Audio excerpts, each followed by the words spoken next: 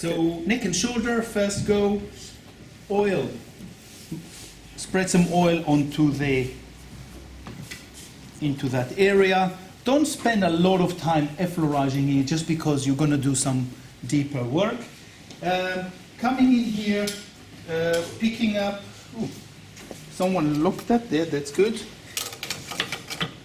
So you're taking the neck and shoulder stones. They are a lot rounder, yeah.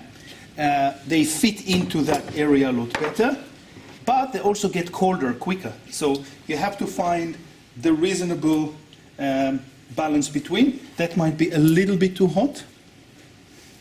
Isn't the skin sort of like slightly more delicate? So come here. I'll explain in a second.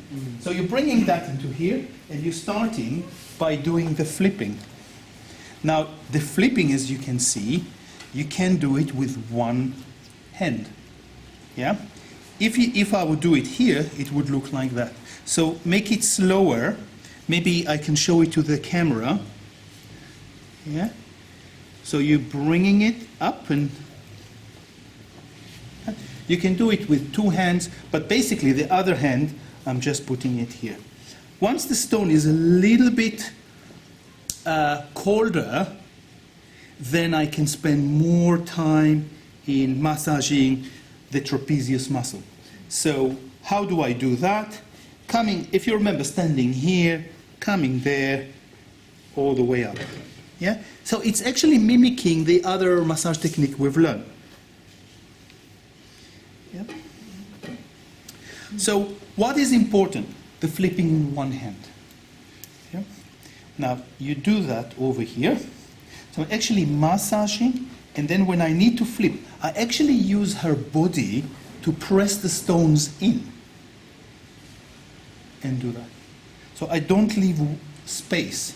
So I can do it very quickly and safely, yeah, because I'm pressing it lightly on her body, on the client's body. Yeah? Once it's colder, then you can work on the erectus, trapezius muscle over here, upper erectospinae, neck muscles. So I'm using that bit. If this is the erectospinae muscle, I press it from the side. Yeah? Coming here, pressing it to the side.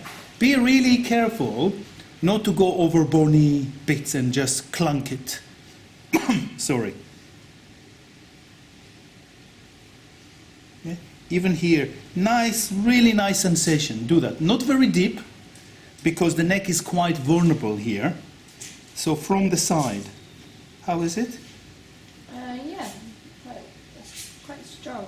It's too strong? It's quite strong, but it's nice sensation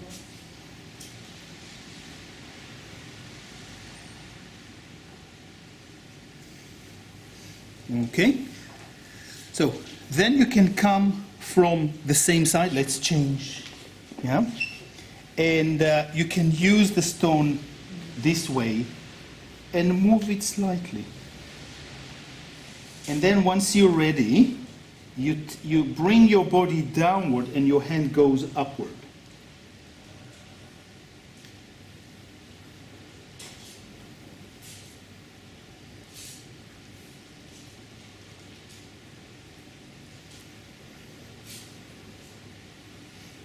Okay. Also, you can use these, because you don't want to have your wrist too bendy, right?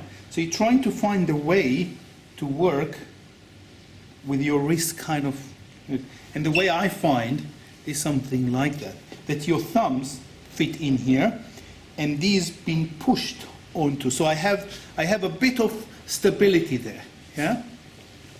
And I use those fingers to push onto the stone. So it's really like that, yeah? And my wrist, that's what's important for me, my wrist stays in a neutral position. Yeah? The other way, you can use it, just be aware if your wrist start being painful and tense, you know why, and you need to change. You can even put your other hand over there.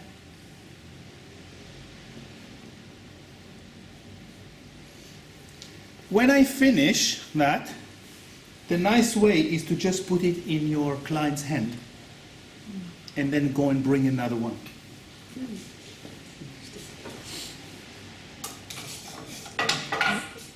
Okay, I'm going to try something. I'm going to take a small effleurage and try to see whether I can do that onto the neck.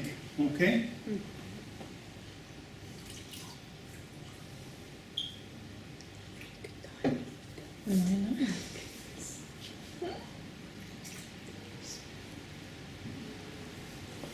Okay, now I have to be quite quick. Even I feel that it's quite hot. I just want to pass it through. Pass it fairly quickly. You see that it's quite hot, isn't it? So I have to be relatively quick in my approach. How is it? Yeah, that's good. Good. So an easier way to spread the heat is onto here. Once I feel that is a little bit better, I can go into here.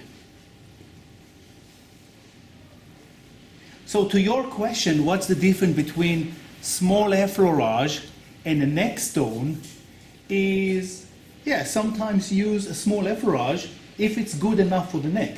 I wouldn't say that on a really small frame person, the small effleurage would be good, but so it's all a question of really fitting.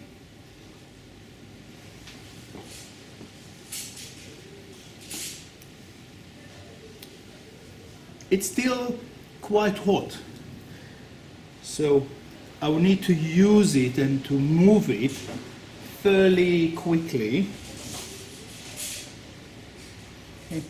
Now it starts to relax a little bit, then use that. You can see the wonderful skin color change in here. I can use maybe a bit on the upper back.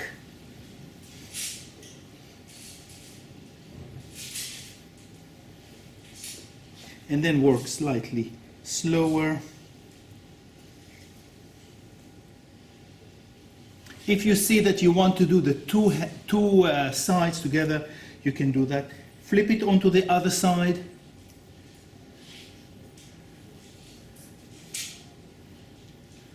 And then come onto the other side. So whenever you go over the spine, just do it lightly.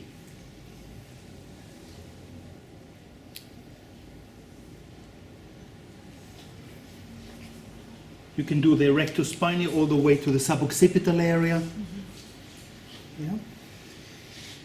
Yeah. So most important, start with flipping. One hand. If you see that it is difficult, a way around it is to do the flipping with two hands, even in the neck. Yeah? Okay, so